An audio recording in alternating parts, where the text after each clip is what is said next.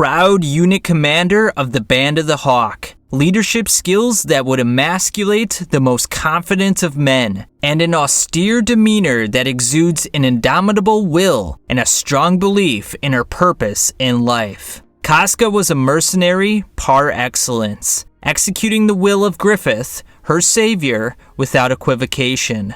But her convictions began to waver when she fell for Guts, a man who gave her affection in ways she never felt. This warm embrace, however, did not last very long and was completely forgotten after the fateful day when Griffith transformed into Femto and completely altered the trajectory of the three main characters of Berserk. Before proceeding further, this video will be part 1 in a series of analytical videos attempting to examine the various characters of Berserk. To accomplish this feat, I will be utilizing the work of Carl Jung and Friedrich Nietzsche to help explain the changes each character is experiencing at pivotal moments in the manga. And to start, I will first explain the conception of the human psyche as imagined by Carl Jung. Let us begin with the persona, which is the mask we put on in front of others to help navigate certain social situations. For example,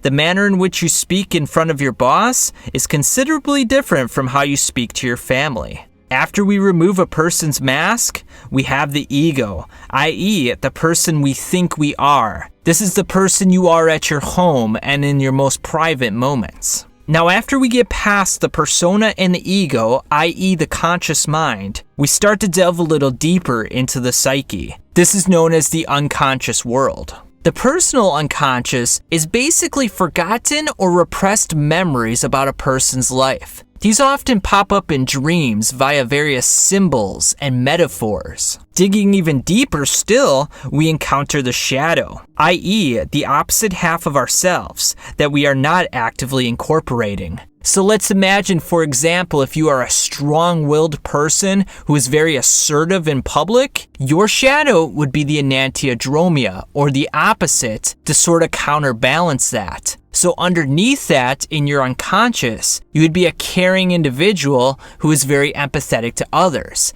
And if you can mix these both together, you create the self. But if you don't, it has psychological ramifications. Afterwards, we then encounter the anima and the animus, which is the gender opposite of the person's psyche. So for a man, he would have an anima, which would be the female portion of his psyche. And for a woman, she would have the animus, the male portion of the psyche. And then the last component of the psyche is the collective unconscious, which is shared ancestral memories that are within all of humankind. Think of these as instincts or symbols or allegories that crop up across all sorts of religions and time periods. We will go deeper into this topic when we go into future videos, so I will explain this concept in greater detail when the time comes. But for the time being, let's go back to Casca's story. We left off with the events of the Eclipse, in which Casca was raped by Femto and left psychologically broken by the horrors she witnessed. This moment broke Casca's ego, as represented by the shattered doll in her dreams, henceforth leaving an unconscious toddler to wander about the world in complete ignorance. Now, why is it, you may ask, did she revert to an infantile state? To answer this question, let's consider the Oroboros. Now, some of you may recognize this symbol for several reasons. The first of which being is that there is an image on the internet in which Guts is in his berserker armor and is surrounded by the shadow of a dog. And if you've read the manga, you know that that dog is basically like his alter ego, his shadow, the thing that makes him want to go into absolute chaos and rage and eggs him on to just keep killing and killing. We will go into specific details about this later on. However, what's important here is the Oroboros itself. Now, it's a circle, and in a lot of mythologies, it's a circle of a serpent or a dragon. But what exactly does this represent, and why is it eating itself? Well, according to the Jungian psychologist Erich Neumann, he remarked that the symbol depicts a pre-ego dawn state, representing the undifferentiated infancy experience. So essentially think about it like this. When you are first born, you are basically in unconsciousness. Hence, you don't really have memories of your infancy or early childhood. You're basically like an animal at this state in your life. You simply react to your base urges. You get hungry, you start to cry. You poop, you start to cry. You got a burp or something like that. You laugh at things. Everything is very immediate and transient. You don't have any sort of long-term goals and you don't remember the past. You're living in the here and now. And this is kind of what the serpent represents. You're just in this circle in which you're sort of repeating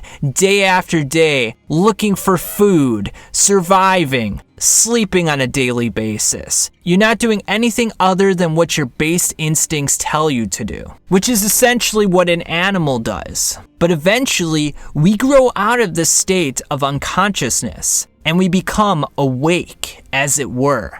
Now, this is represented in the Bible through the story of Adam and Eve. Now, if you remember in the Garden of Eden, Adam and Eve were naked, and there was a tree of knowledge. This knowledge teaches them about good and evil. Now, at first, they don't really care about their own nakedness. They don't really see it as a hindrance or something to be embarrassed of. But once they eat from the tree of knowledge, they become embarrassed about their own nakedness. This, in the psychological view, is representative of a child coming out of the Garden of Eden, coming out of the unconsciousness and growing the ego. That is what the story represents from a psychological viewpoint. It's an allegory for this process. And coincidentally enough, who offers the apple to Eve and Adam? It is a serpent, the Oroboros. The Oroboros, in fact, is trying to get them out of this state.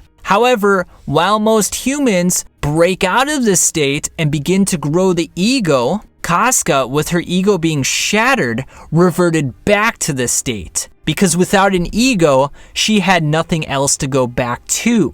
Therefore, she becomes an infantile child whom only cares about eating, sleeping, and being happy. Now, Guts cannot restore this ego, and this is very pivotal because we need the help of a magician, or a psychologist as it were. This is where Schierke, the magician, comes into play. Now, you may be wondering, why am I equating Schierke, the magician, to a psychologist? There are a lot of clues in the manga that would suggest that this is what Kentaro Miura is suggesting that her character is sort of symbolizing, if you will. And I will go more into that when we talk about her character in more detail. But for the purposes of this discussion, she is the psychologist. And much like a real psychologist, you're prying into the mind of the individual that you're trying to help, and you're trying to find the root cause of their problems so that you can provide useful advice. And what does Schierke do? Along with her protege Farnese, they actually go in to Casca's mind via magic mushrooms, which in the real world provide psychedelic experience and allow people to explore their own unconsciousness. Now, once Schierke and Farnese get into Casca's dream, they come across a dog that is dragging a casket with the incomplete remains of Casca's ego. The dog obviously represents Guts. But what might not be so obvious is that the dog also represents Casca's Animus, i.e. the masculine portion of her psyche that she is absolutely terrified of at this moment in time. After Schierke and Farnese collected the fragments of Casca's ego, they came across a heart that was clad in a curse, or an anathema, as Schierke calls it. This is particularly relevant when you consider this quote by Carl Jung. Whenever there is a reaching down into the innermost experience, into the nucleus of personality, most people are overcome by fear, and many run away. The risk of inner experience, the adventure of the spirit, is in any case alien to most human beings. The possibility that such experience might have psychic reality is anathema to them. Casca's traumatic past was so abhorrent that she wished it did not exist. Hence, she protects herself by blocking out certain portions of her memory that remind her of that fateful day. Unfortunately for Guts, this means he must wait for Casca to gradually integrate the unsightly aspects of her unconscious to become fully awakened. For you see, Guts represents Casca's Animus, and as such, he triggers the masculine qualities within Casca that remind her of her intense psychological disturbance. That said, though, Casca will not be able to evade her Animus indefinitely, and unless she properly integrates it back into her psyche, she is vulnerable to suffer a remission in which she resumes her infantile state. The Eclipse fragmented the ego of the strong-willed Casca for a prolonged period of time, and it appears she is on the correct path toward building an improved psychological state that will allow her to move forward into the world with a newfound confidence. But she was not the only victim of the Eclipse and its destructive powers on the human psyche. And next time, we will discuss what happened to Guts post-Eclipse and how he has dealt with his own psychological trauma. Thanks for watching part 1 of this video series. If you have any questions or comments about the thoughts that I laid out in this video, you can leave a comment down below. But until next time, catch you on the flip side.